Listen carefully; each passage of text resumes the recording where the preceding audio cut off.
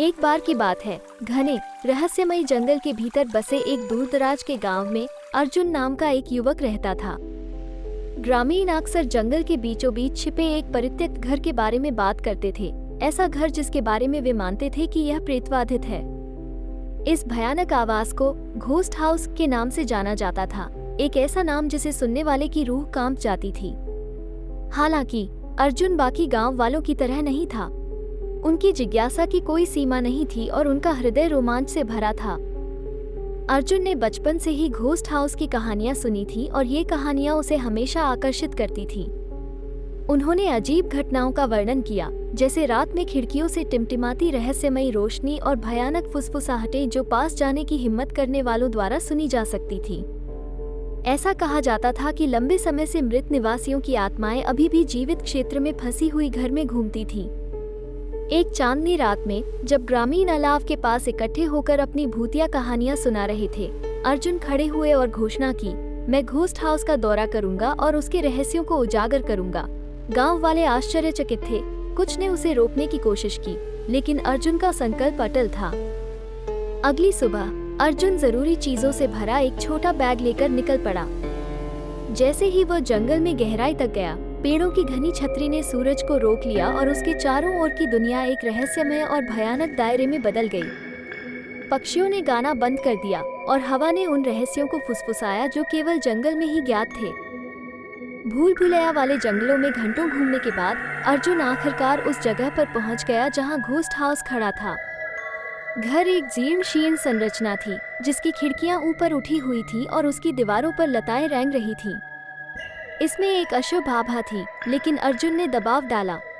हर चरमरती फर्शबोर्ड और गूंजती पदचाप के साथ अर्जुन ने अंधेरे और बासी कमरों की खोज की, उन रहस्यों को उजागर करने के लिए दृढ़ संकल्प किया जो पीढ़ियों से गांव को परेशान कर रहे थे।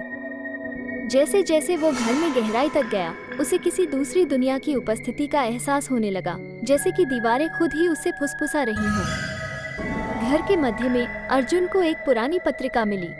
पत्रिका ने एक परिवार की कहानी बताई जो बहुत पहले वहां रहता था। प्रेम, त्रासदी और उन पर आए एक भयानक अभिशाप की कहानी। इसमें एक निश्चित प्रेम संबंध और एक प्रतिशोधी भावना से किए गए वादे की बात की गई थी, जिसके कारण घर प्रेतबाधित हो गया था। अर्जुन कहानी से मंत्रमुग्ध हो गया और जैसे ही उसने पत्रिका के अंतिम शब्द पढ़े, कमरे में ठंडी हवा चली, जिससे उसकी लालटेन बुझ गई। अंधेरे में उसे किसी की मौजूदगी का एहसास हुआ, लेकिन वो खतरनाक नहीं थी।